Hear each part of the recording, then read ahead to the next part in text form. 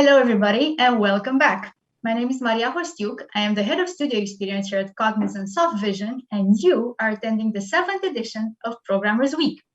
For the first time in its history, this edition of Programmers Week features Product Day, a day fully dedicated to all things product, and you are experiencing it firsthand.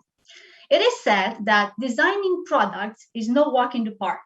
Designing good products, even more difficult. How do you build something with purpose for as many users as possible that is the next big thing and is also beautiful? Our next guest says that designing products is just like art. You need creativity, you need vision, and you must be bold. Are you curious enough to know more? If yes, then make it rain with questions in the chat module and let's make this a conversation. Now, almost straight from the set of his newest and coolest show, Curiosity, ladies and gentlemen, I give you a journalist with over 20 years of experience, a radio and television personality, creator of one of the most successful internet technology show out there, and of course, many other things that he told me to say about him, but he didn't pay me enough to actually say them. I give you George Buhnici. Greatest intro ever. Thank you, Maria. So, should we keep it in English or should I switch to Romanian? How many viewers do I have that are multilingual? I think it's safer to keep it in English, George, because okay. I'm sure we have colleagues all over the world watching us. Great. I'm so happy to be here together with people that are ready to change the world, so I hear. So I have a great good friend. He's a neighbor of the CEO of Intel and Google in Los Altos by Palo Alto on the hills over there. I'm bragging with my friend George Hubbard. If you haven't heard about the guy, he's the one that patented modern DVD. Do you remember about DVD? So he made a lot of things interesting over there, and he made his money in Silicon Valley, and he told me something real smart. So it goes like this: if you can imagine it in software, it will. So if you really want to do something and it works in software, it will eventually happen. So this is why I'm a big fan of great software. So for the next few minutes, I'll be trying to talk you through some of the merge between software and product that I see, where I see good software, where I see good product, and where I see neither. And I'm gonna welcome any question in the chat because I'm not a very technical guy. I'm gonna give you more of a story. I'm the kind of, let's say, experienced user, but definitely no competition to any of you guys writing code or creating products. So I can recognize a good piece of code, a good app, but I cannot write one. I'm not a programmer. And many people don't know this. So in our conversation, please refrain from asking too technical questions. But the value I'm trying to bring to people like you is showing you that on the other end, there's always a user. And the user experience is also very important. But it's very important to understand what are the limitations of that user experience and how you can influence it. Because truth be told, you actually decide when you do a product how that product is going to be received by your audience. It comes from psychology. We decide the way we want to be treated. If we behave like victims, we will be victims for the rest of our lives. If we go out with an unfinished product, we will be treated as unsuccessful from the start. So let me give you some pieces of experience, what I've seen, because on this table, I see every year for the past, I don't know, more than 10, on a table like this, not necessarily this one, but you get the point. Thousands and thousands and thousands of pieces of technology. Most of them never reach my channel, never reach the studio, never got onto my TV show. If some of you might remember, until 2 years ago, I've been doing, I'm guessing, yeah, it's still one of the very few technology shows on TV. But hey, many of you are cord cutters, so I switched to online only. So in my experience, I've been traveling the world to see great product launches and attend a lot of trade shows. And trade shows are amazing to me. First time I went to Las Vegas like 10 years ago, yeah, it's already 10 years. It was like, I don't know, beside you putting Vegas aside, when you go into CES, it's like, I don't know, Alice in Wonderland. Everything was crazy. I've seen so many things that I thought, oh my God, I'm living in the future. And yes, it was from the future. At that time, we didn't have smart home devices, smart home gadgets, or we didn't have electric cars, autonomous driving. We didn't have a lot of things. But still, 10 years ago, when you went into CES, it was like a fairy tale. But I soon enough learned after that more than 3/4 of all products presented at CES never got to become a finished product and someone pay real money for it. And that makes you wonder how those very, very intelligent people, very creative, very technical and skilled people that create products that are worthy of the world's greatest trade show spend the money and their time to go on the show, and more than 3/4 of those products never hit the shelves in a store, be that online or offline. And I've been going the next year and the year after. I never missed CES until COVID this year in January, but still there's always this sense of toys and products. And I want to go through what makes a good product succeed eventually. And it's not necessarily always the best innovation out there. I've seen products coming out of the hands of very intelligent people that they were mind-blowing to me, but they never become a product. Let me give you an example. So some Romanians that are settled in Canada invented a screwdriver, like an electric screwdriver that had a display on it, and it could show you what you should do to just drill a hole. And it looked amazing. And they even got some funding. But 3 or 4 years on, I haven't seen that product anywhere to be bought. And I was asking why, because it's an interesting innovation. It shows you how to drill a hole and what's the position and not to make mistakes when you drill that hole. Well, eventually you learn that most of the people working on a building site use the same tools. They become fond of their own brands, and they kind of know what they're doing. They don't need a display to show them tilt left or right, or they don't even care. Sometimes it's the latter, but you get the point. So I got to understanding a little better, going through the trade shows, seeing new products, what actually motivates people to get on board and try your product for the first time and actually use it, buy it, and recommend to their friends. I think this is the right funnel. Well, there's this analogy with the dance floor. You always need a party starter. You need someone to get out there and say, look, this is the greatest new tune, like on TikTok. When you hear that song over and over again, I hope you don't spend too much time on TikTok, but if you eventually get there, you know what I'm saying. So nobody knows that song, but you hear it first, and then someone else comes along and says, oh, okay, sounds interesting. Let's have a dance. And then you have 2 dancers on the dance floor, and the people on the side say, oh, this is a party, I'm coming in. And then everybody's on board. And then if the music's still good and the DJ doesn't go crazy and put some blues or, I don't know, death metal, the party keeps on going. So you get my point. So starting from this, let's see how we get a product that catches the attention, but then gets traction. Well, first of all, there's different ways of doing it. There's the Apple way and there's the Waze way. Apple always made great products, great marketing, and sold that expensively. And they set the bar high enough, and the software was always good enough that once you reach that place, you would want to stay there. And you want to tell all your friends that it's worth it. So it's kind of an achievement.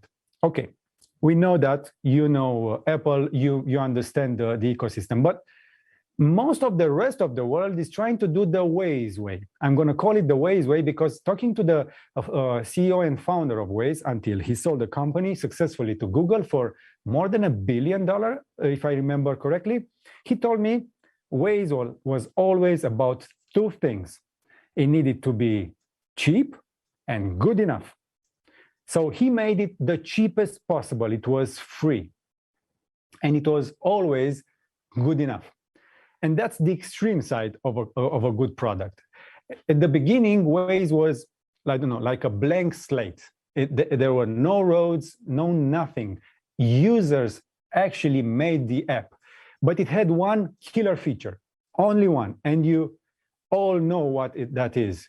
It's not points of interest. It's not satellite imagery. They don't have that, not even today. It's notifications for traffic alerts, or where is that MCV or that radar? Where's the police?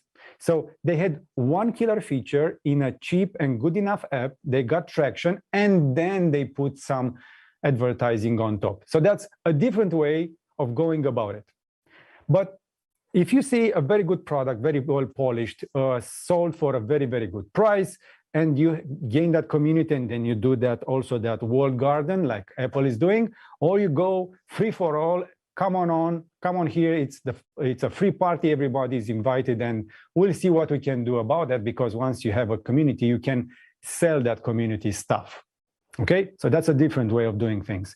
But I've also seen something very strange, something very peculiar. I don't know how many of you know the case of Autovid.ro.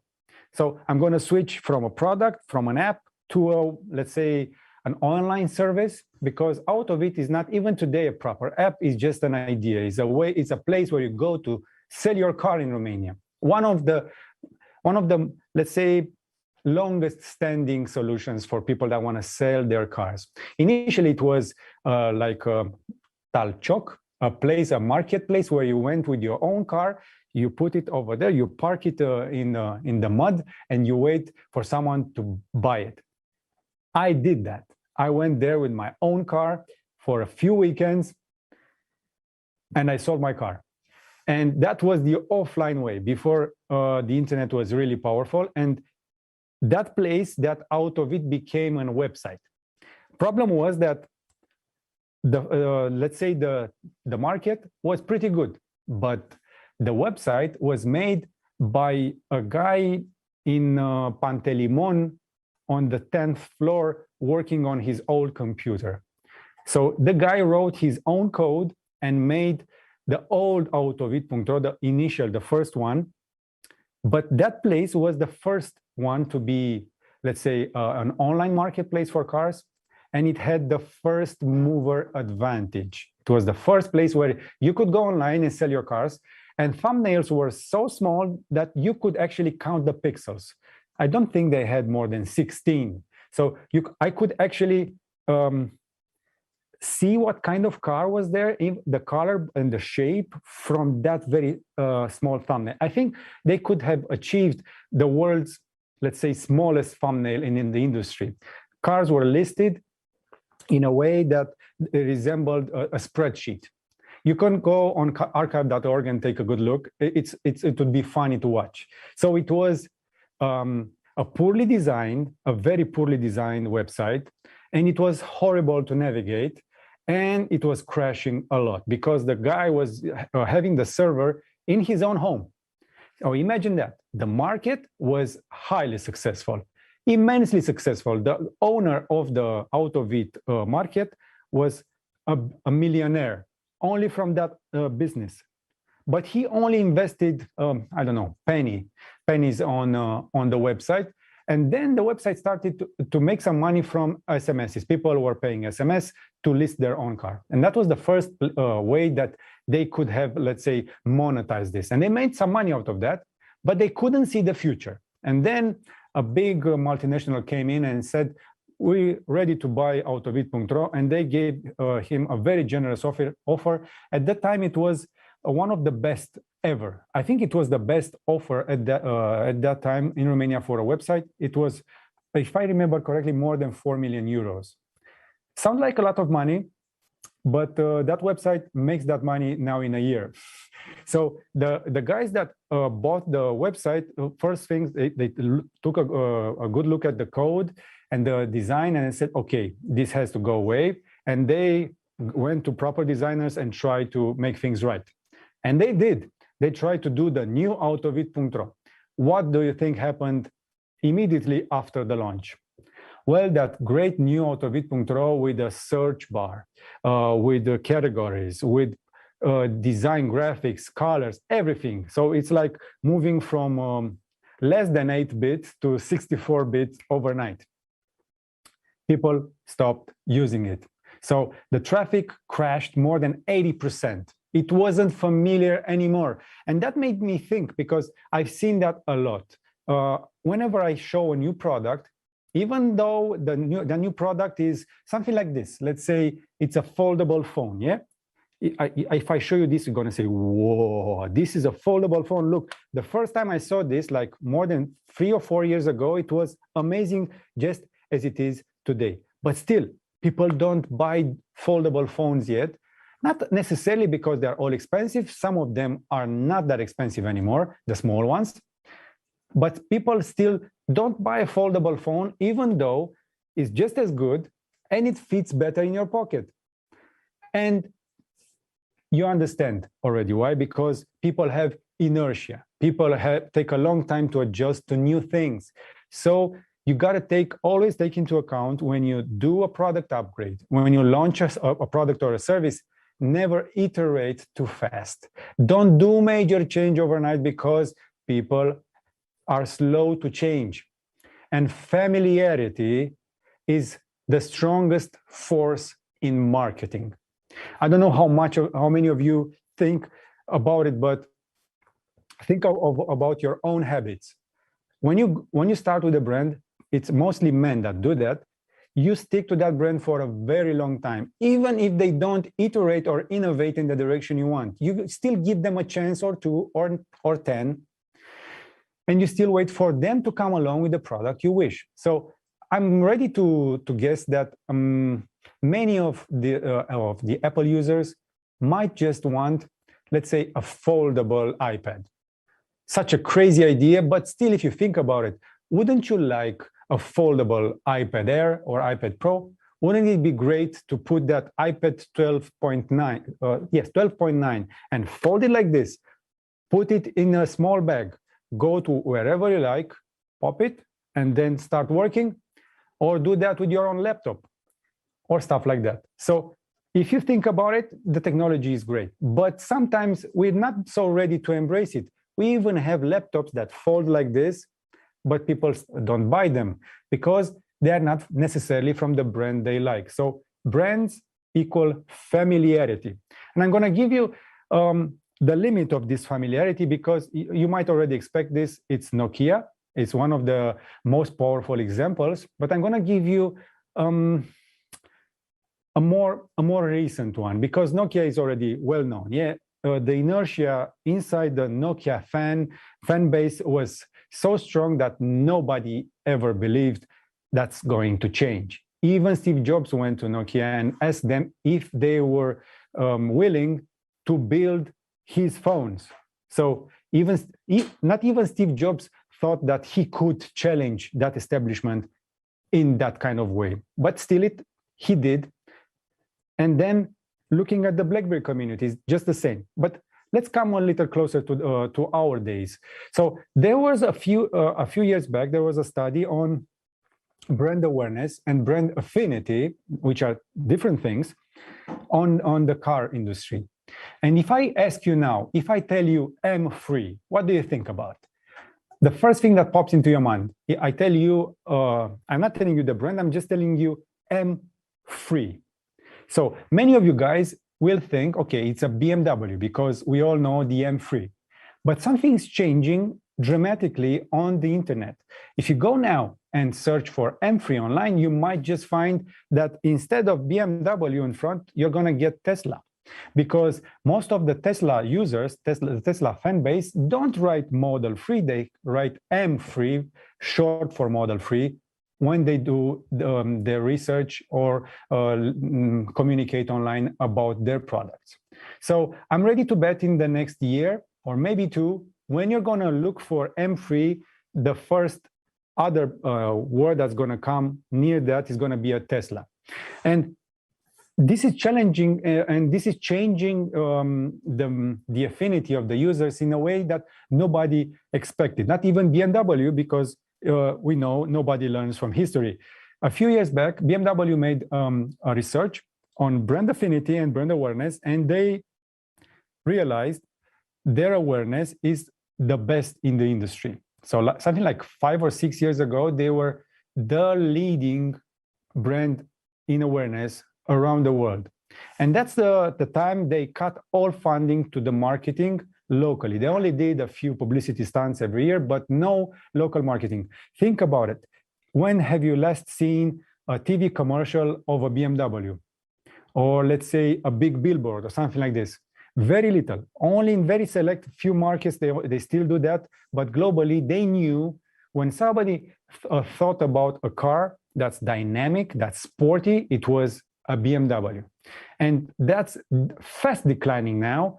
And I'm guessing if they wake up in the around the 2021, they might still have a chance to retain that leadership. But now, if you take a BMW and a Tesla in front of a school, which car do you think is going to draw the most attention from the kids? And I could see that for myself because I've been taking my daughter to school with a BMW. I had a very powerful gas guzzler before, the M5 V10. Very interesting, very expensive to maintain car. Okay, it was good enough. But since I'm taking my daughter to school in a Tesla, all boys and girls jump on the fence to see the car. And that's gonna tell you something about the near future, okay? So that brand is leading now in awareness, and they don't necessarily need to do the same marketing, but will they fall in the trap of BMW and then Nokia? We'll see. So creating a great product, coming back to where I started from, because I wanna go back to your questions. It's always, from my experience, something that gets people talking about it, but you always need to focus on your first, second, and your 10th user. So your first 10 users need to become fans of your product. Because if you can satisfy 10 paying customers, there's no limit to where you can go. If you try to achieve 100,000 downloads in the first 24 hours, I would not put my money on you. It's not that easy. I want to see 10 paying customers instead of 100,000 free downloads. So think about it in this way. If you want to have a product that sustains itself and pays for itself, I would do that. There's also successful apps in terms of, I don't know, money that only offer a free version and then the freemium model, and then gonna push a lot of advertising, but those are quick to die. So if you wanna be here and let's say you wanna be treated as a true player, you wanna have those first 10 real paying customers, okay? And then expand from that. And you'll see the people that come with the money, the investors, the venture capitalists and all that, they all gonna tell you the same. Show me your user base. Show me your core. Who's your core audience? Who's your core market? And then let's see how we expand from that. So create a product that gets people talking. Make sure they have a very good experience because they will tell others, and then amplify from that, but never iterate too fast, and try and keep it as cheap as possible. But cheap is not even 10% of the story. It's not always about being cheap or expensive, because cheap and expensive are very relative. You need to charge the right price for what you're offering in exchange. And that's the tricky part. So that takes a lot of trial and error. But still, if you do a good product, people are talking, you raise your user base, don't forget about marketing. And you say, okay, marketing, but still in our culture, marketing is being seen as a cost and not as an investment. And that is the worst, biggest mistake that startups and let's say people coming up in the industry are doing. They confuse marketing for a cost. Marketing is always an investment and is your most important investment. If you look at some of the most successful brands, they invest a lot, hugely, immensely in marketing. If they don't invest early in the beginning, they will eventually. So you need to set up your marketing budget right. You can do it the Tesla way, minimum marketing. You have, let's say, a strong voice that does memes and interacts with people and is very, very engaging. Or you can be the Red Bull way, and you pay hundreds of people that do crazy sports and all that, and you charge for every can of Red Bull more than 75% marketing. So whenever you're buying Red Bull, more than 3/4, close to 80% of the price you're paying is marketing, and you're supporting not only the let's say the colors and the colored fridge and the Red Bull TV and the sports people, also the profit of the company. So if people know that Red Bull is 80% marketing, why do they still buy that product? Because it might just be the right price for what they're getting. But what are they getting? Well, that's a very long discussion, which is, let's say, a good topic for another occasion. So I got you through the automotive industry, the app industry, some technology, and then some energy drinks. But hit me with your best question. And Maria, I know you're already out there looking for the best one. Absolutely, and I know. First of all, Georgia, thank you so much for taking us through this. I would say journey of all the products and industries that are on the verge out there, on the peak. I think everybody's first question in mind would be, I wonder what car did Georgia sell in Autovit? But I'm gonna skip that one because you said you sold your car there. Let me ask you this. What do you think that makes consumers want to buy the latest models? Because I know you're very up to date with latest reviews and latest products and so on. And we see this trend of everybody from kids to adults wanting to have the last model of that fascination for having the newest, the greatest. What could you tell us about that? What makes us, the consumers, makes us want to buy those latest and greatest? Okay. Great question, because it's something that's on my mind all the time, and I want to understand why. And I'm one of the very few guys that tell you, look, this is the latest, and you might just want to put some money on that, and it's not necessarily cheap. So why would you want the latest? Well, bottom line, it's about the future. When I show you this, and you think about, oh, I would like a foldable phone. But you know this one is more than, let's say, 1.5K, so it's 1,500 euros today. And you know for a fact, if you look at Moore's law and also the market, in the next 2 years is going to be less than half that. So are you willing to wait for 2 years to make, let's say, to save half of the price?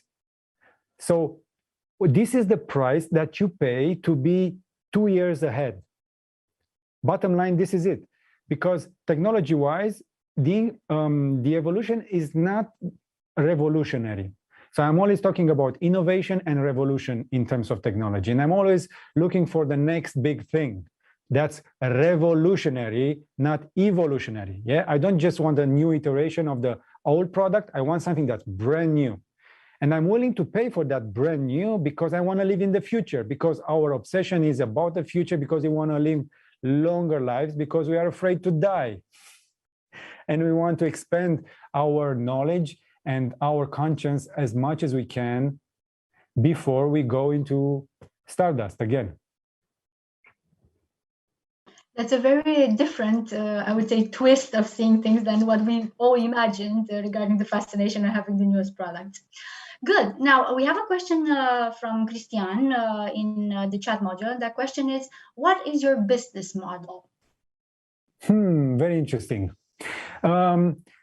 So much of my business model was, let's say, extreme voluntarism. So I don't know the proper word for that, but I was very voluntary in my work. I've been working as a journalist all my life, more than 20 years.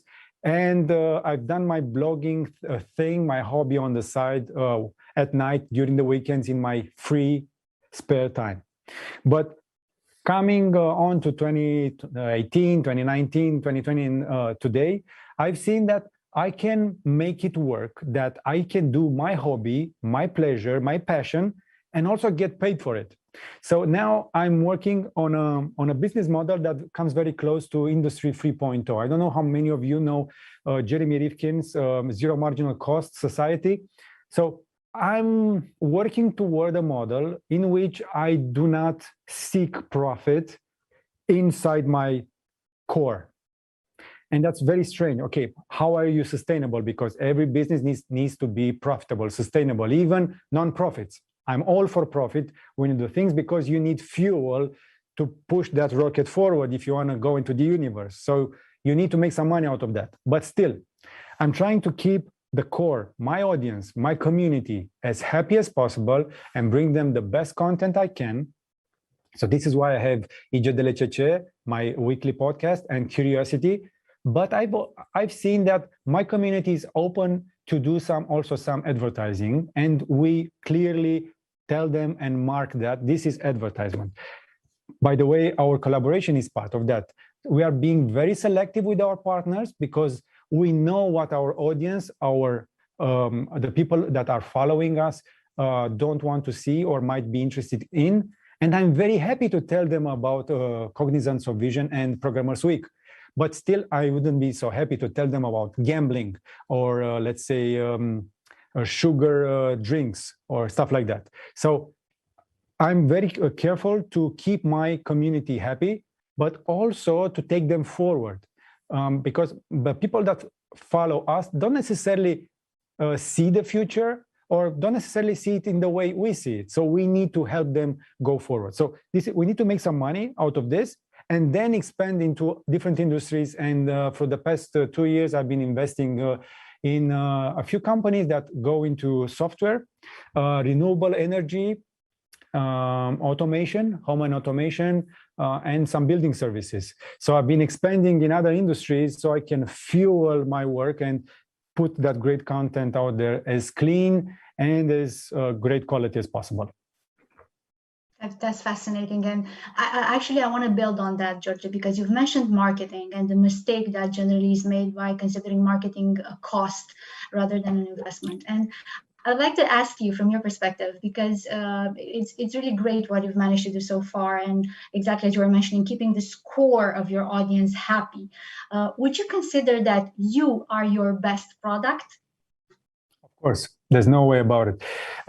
So fortunately and unfortunately, our greatest asset is this. So I've been investing and keeping this asset as, let's say, as in working condition. I've been losing weight, I've been eating better, I've been taking good rest, and I've been on vacation a lot lately, not to burn out. And I've said that to my audience and to the people that follow me online. I'm being honest about it. I've been close and even hit burnout at least once in the past 3 or 4 years. I don't want to do it again. So yes, I am my most important asset, but I'm building on this and I'm trying to expand into a bigger team. But paying it forward and bringing people on board, having this team is not necessarily easy. So yeah, I need to do that. Coming back on marketing, it's also very important, and even us, we need to do our own marketing. And now we are considering for the first time ever producing merchandise and offering it to the people that follow us, because we never had something like this, because we are too focused on doing great content, but not doing everything that comes with it. So it's very tricky when you try to do everything on a very small team. And I've seen great creators, great content creators. I even had yesterday on my show on IGDLCC, Alex Cosma from Atenție Cadmere. Some of you might know him.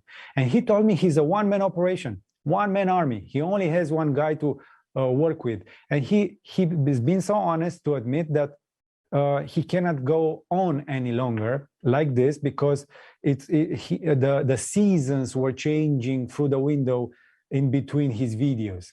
So he's working too much, and that comes with a cost. So you need a team to be able to do great product and put it out there, but treat the product as it should and offer your community and your clients or whoever you're working with the best possible product for the price. Amazing. Thank you so much for that. I see a lot of questions that are going towards the same direction. I'm going to try to, to ask them in bulks. There's one that's asking you if you start to plan an English channel yet, and if you're planning to take the Buhnici.ro already brand worldwide. Well, we've been having this conversation with a lot of people for the past few years. I've been seeing, since I started my YouTube channel, I've seen some of the greatest appear and grow and become huge. So I've been doing unboxing and review even before Lou Hilzentegger from Unbox Therapy. People don't know this, but they say, "Oh, you're copying Lou." We're friends, actually. We're friends because we sometimes share some information. But actually, I've been doing unboxing before that guy. But people see he's more successful than me. And of course, you have MKBHD. He's very talented, and he's also very well known internationally. I'm not so sure I could challenge those guys on the international level, but I could try. But I had to give it a very long, hard thought about it. I'm not a native English speaker, and my focus is the Romanian market. And I had to come to a decision because I've had through the years different offers for, let's say, working abroad. I could go out and do my work from New York, Los Angeles, or Berlin. So once you come up into your work, you can relocate. Most of the people watching us, if they made that decision today that they want to relocate, they could actually do it. I even did that. So I spent a month last year in the US, and I spent another 2 months this year in Asia. So you can actually work remotely. But where is your focus? What's your core market? Where is the party happening for you? So I had to make a decision, and I decided I'm a Romanian. I'm playing in this team, so I'm going to focus on this market because I see a lot of opportunity. It's not just about being, let's say, a Romanian and be a nationalist, but in a good way. Yeah, I just see opportunity, and I see people like me. So I identify with the place, and I like it here.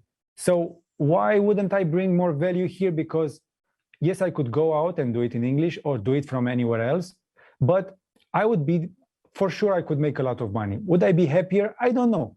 Do I like it here? Yes. Can I do it here? Yes. Does it pay? Yes. Why would I change that? Why would I go in another place just for another zero at the end of my account? I don't need that. And I'm sure many of you don't.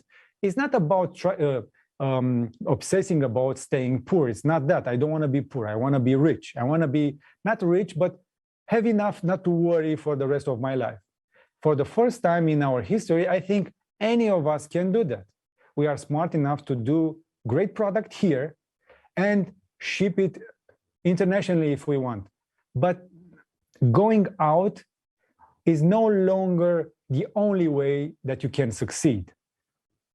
It's a very good market over here. There's a lot of opportunity. There is need for innovation, for great product and great work every single day. You just need to pick what you want to do, and someone will pay good money for it right here. So that's your alternative, so to say, of you can make it here, you can make it anywhere, and instead of New York is definitely Bucharest.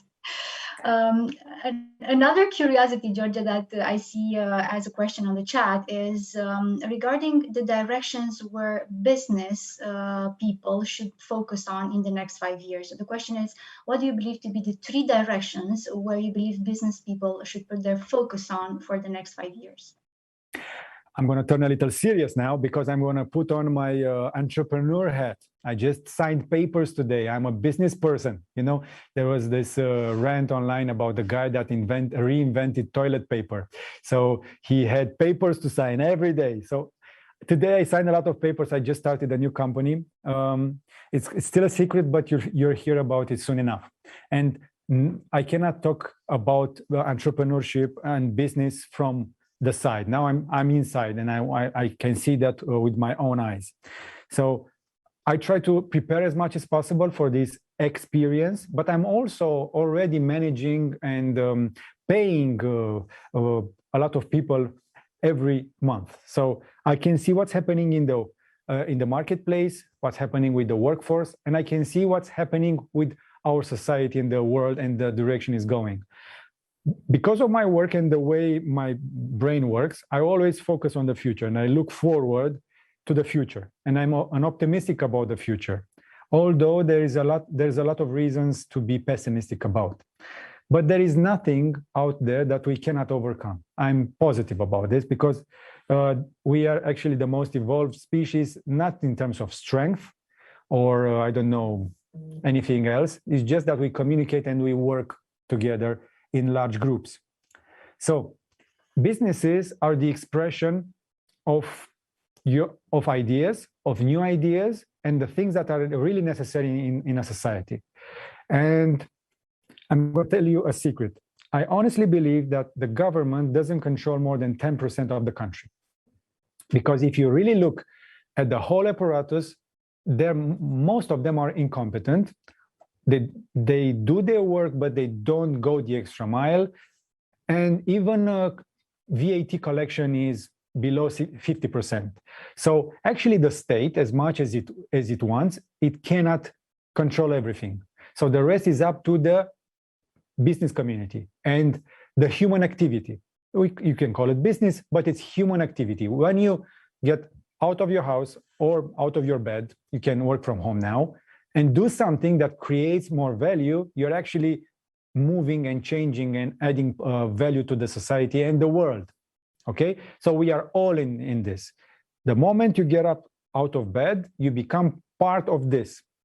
And I do not see the government coming there and telling you to make your bed when you wake up, or drink your coffee, or write that piece of code, or put that product on the shelf. No, you do that for your own sake, for your own, let's say, way forward. So it's up to us. Yes, we can do that.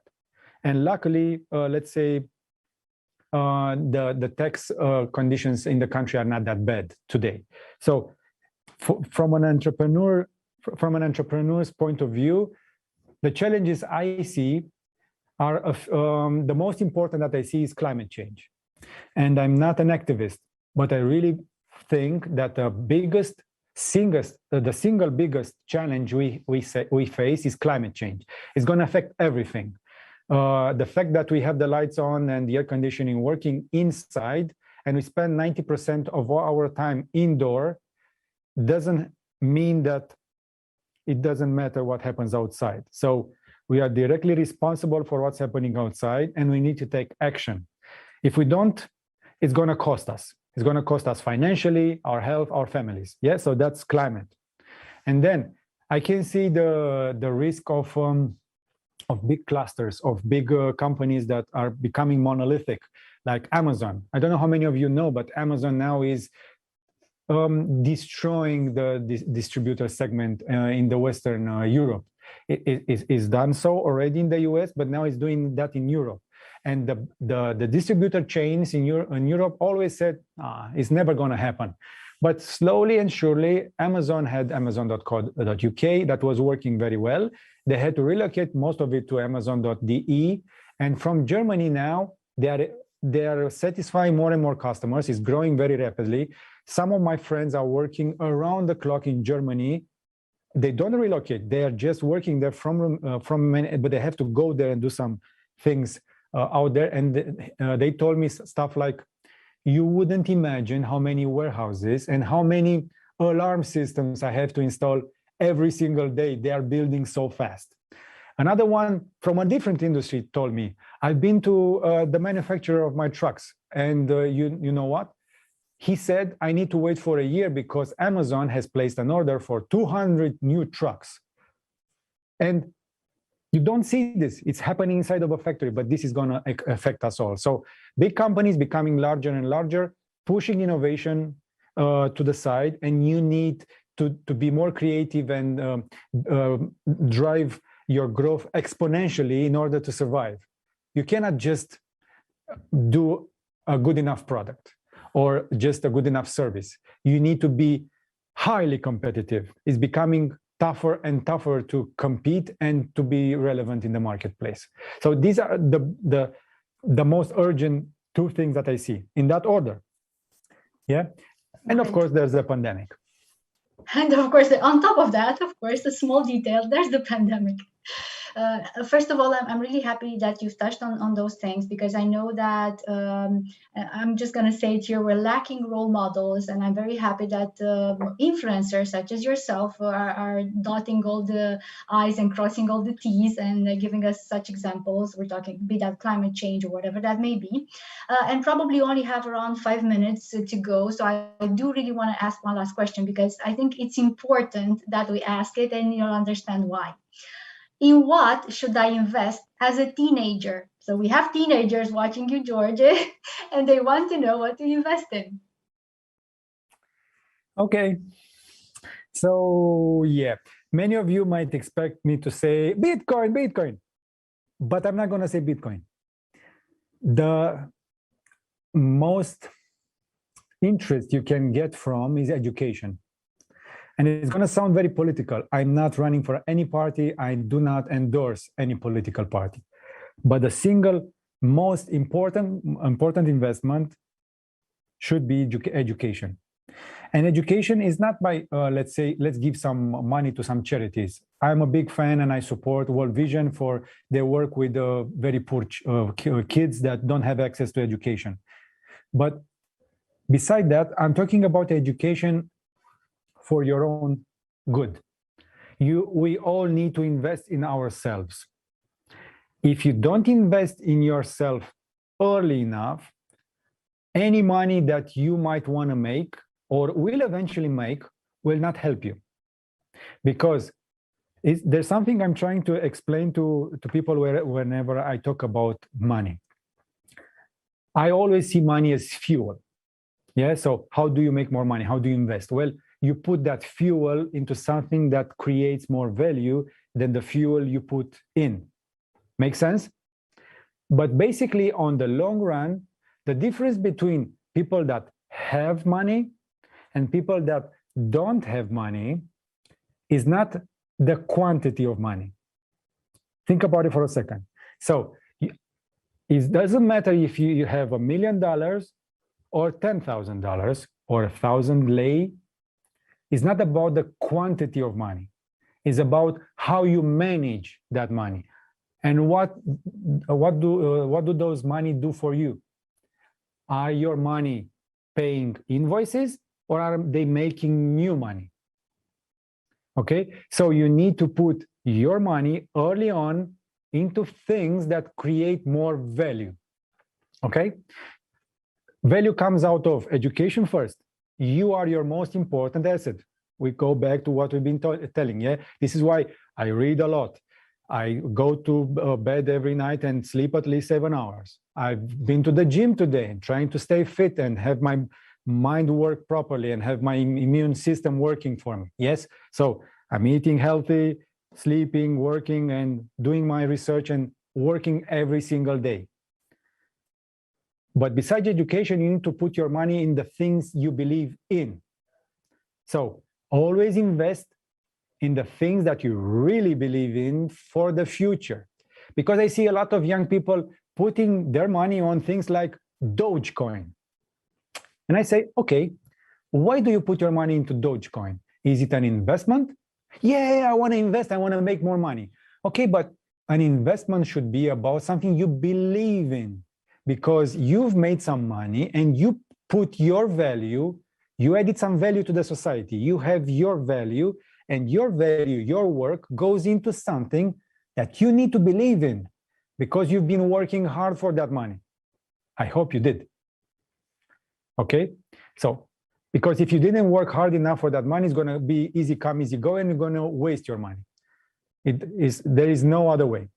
So if you put your money into something, make sure it's something you really believe in, and it's something that will work for you on the long run. So if that project you're investing in, I'm going to put my money on the stock market. Okay, but on what companies?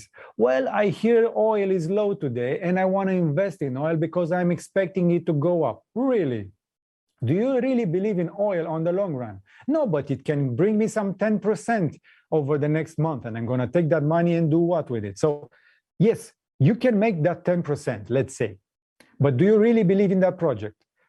The most intelligent and the wealthiest people in the world always say the same thing. Put your money in the things you really believe in for the long run. You're not a trader. You're not a big investor. If you're putting money on small opportunities that you think will go 10%, 100%, or we're going to do 10x. Now we hear about, oh, there's this project is going to do 100x. So you're going to multiply your money 100-fold? Okay, but you know what? Your parents know about this, and we all know how it ended up. It's called Caritas. So making money 100x sounds great, but in reality, you always need to consider this. Do you know anything in nature that is useful, that grows 100x overnight? Think about it long and hard, because it's all about value, not money, okay? Is there any tree, any plant, any factory, any company, any person, any athlete, anything? Is there anything that can go from 1 to 100 naturally? Okay, so there is not. Only bacteria. The answer in the next edition. Thank you so much. Thank you so much, George, for the answer. And I think this is not just for our viewer here who said he's a teenager. This was a mini crash course on financial education for all of us. So thank you for that. Now, I think we could talk about this and good products and investments and so on for many hours. And we have a lot of questions still, but time is running out. And we have just one more minute. So what I wanted to ask as a final thought is, what's the final thought that you want to leave the audience with for today? The final thought, I want you to be optimistic about the future. I want you to be excited. The reason I got into technology is because I wanted to get people excited about the future. I wanted people to see that it's all good, it's going to be okay, and you can live free. Before that, I've been doing journalism, investigative journalism, and it was really hard, believe me. It was so hard that I had to quit after, let's say, something like 8 years of doing that almost every day. It's very hard because I couldn't see the change. But since I switched to technology and innovation, I can see the change with my own eyes. It's easier to help in that way. So yes, showing the bad things is important. It was important for me as a journalist, but since I started talking to people about innovation and technology and giving them the tools to set themselves free, I think I managed to bring some change. And this is why I'm always optimistic about the future. There's some great challenges ahead, some challenges that will be hard to overcome. The next 1, 2, or 3 generations will have to overcome the bad that the last 8 or 10 generations has left behind. Yes, so climate change is real. You know that. We have to tackle it, and it's not enough to talk about it. And it's up to the next generation, this generation and the next one, to do something about it. But we can do it. We can do a lot of things. We've sent a red sports car in space for no reason. Imagine what we can do for a reason. Exactly. So it was just a meme. We sent starmen into space for the sake of a meme. Imagine what we can do if we really put our minds into it. Amazing. Thank you so much, George. Thank you for this past. I felt that there were a couple of minutes because they've been gone so fast. Thank you for being here today with us. I want to say that I think this was the perfect, I would say, ensemble of IT and art, because this is what software engineering is, right? Designing good products is a form of art in IT. So thank you for being with us today. And for the rest of you watching us, stick around. We still have some pretty nice sessions to come, and enjoy the rest of Programmers Week. Bye, everybody.